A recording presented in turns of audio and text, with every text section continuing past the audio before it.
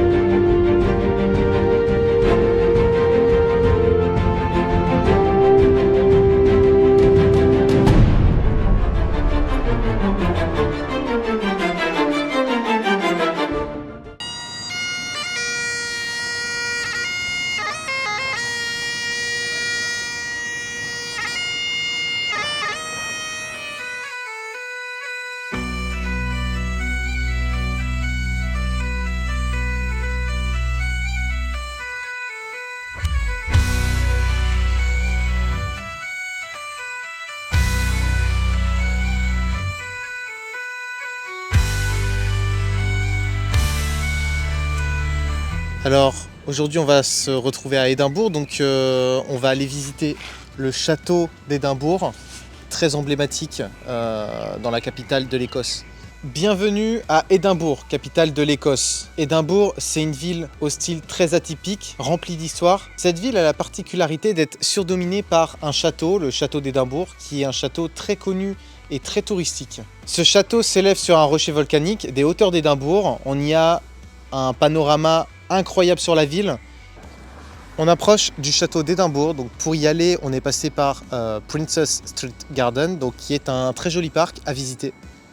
Pour plus de contexte historique, la première fois qu'il est mentionné ce château, c'est au 7e siècle dans un recueil de poèmes qui s'appelle The Gododin. Dans un ouvrage rédigé par le prêtre chroniqueur Jean de Fordin, celui-ci fait allusion à la mort de Malcolm III en 1093. Et pourquoi je vous parle de ça? Parce que dans l'histoire, donc Sainte Marguerite d'Écosse, épouse de Malcolm III, a marqué le pays en favorisant le catholicisme et son héritage est honoré dans une chapelle du château d'Édimbourg. C'est un château qui a eu 1000 ans d'histoire, qui a connu plusieurs rôles dans son histoire comme le rôle de forteresse, de siège du gouvernement, d'armurerie, de prison. Et je suis passé donc devant le château, j'ai pu prendre des photos, des vidéos, il est vraiment incroyable. On est passé en face du château, dans le centre-ville d'Édimbourg, où on a pu voir plein d'événements.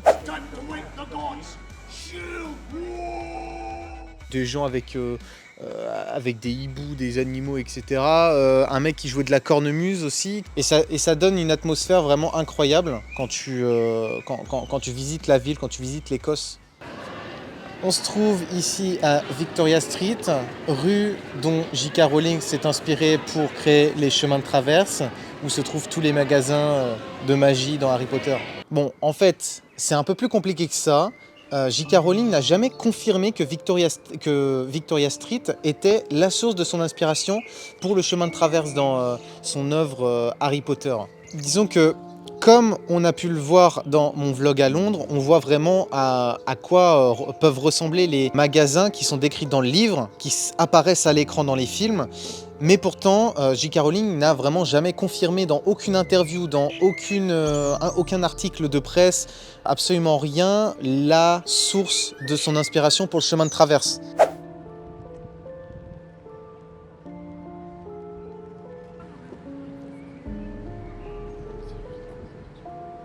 J'ai pu visiter un cimetière, donc bon, c'est pas très commun de visiter un cimetière en temps normal, mais là c'est un peu plus particulier puisque c'est le cimetière le plus connu d'Écosse qui se trouve à Édimbourg. La légende raconte qu'un chien donc, de la race des Skye Terriers qui s'appelle Bobby, celui-ci aurait veillé sur la tombe de son maître qui est mort de la tuberculose. Il aurait veillé sur sa tombe pendant 14 ans. Ce qui fait de lui un symbole de fidélité pour toute l'Écosse.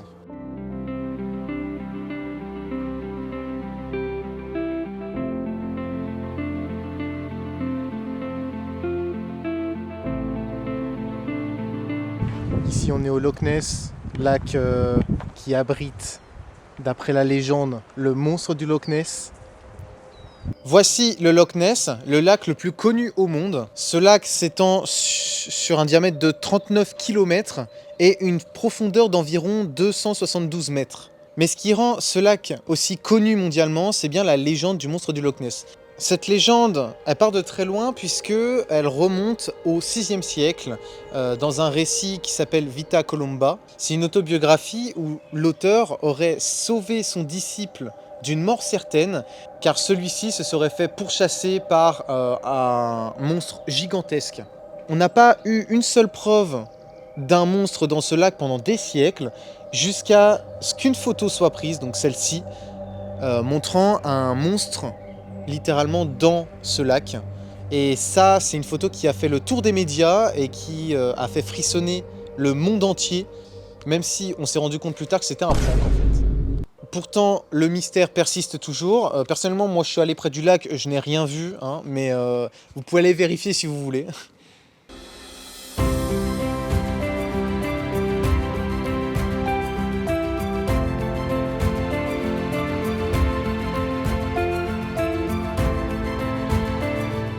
Bienvenue au viaduc de Glenfinnan, la ligne de chemin de fer qui apparaît dans les films Harry Potter. En effet, au 4e jour de mon voyage, je me suis rendu au viaduc de Glenfinnan, une ligne de chemin de fer iconique d'Écosse qui a été construite entre 1897 et 1900 par l'ingénieur Robert McAlpin. Celui-ci permet le transport de marchandises et de passagers et est lié donc à la West Highland Line. C'est une ligne de chemin de fer qui est rendue encore plus célèbre grâce à la pop culture, puisqu'elle apparaît dans beaucoup de films, dont les célèbres films Harry Potter.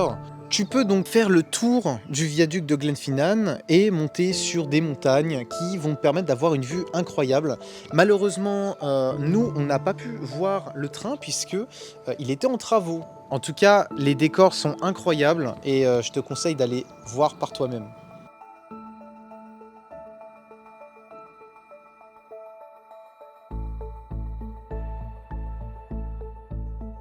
On est passé par les 3 sœurs Glencoe, qui sont 3 chaînes de montagnes qu'on a vu qui sont assez incroyables en termes de visuel.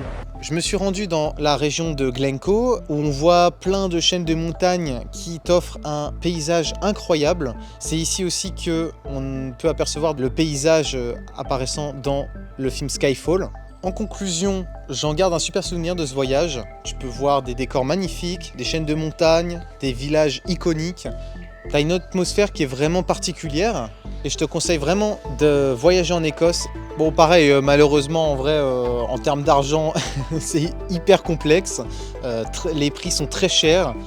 Pareil, en vrai, c'est plus cher à Édimbourg qu'ailleurs dans l'Écosse, c'est normal. Mais au final, ça vaut vraiment le coup de te faire un petit voyage en Écosse.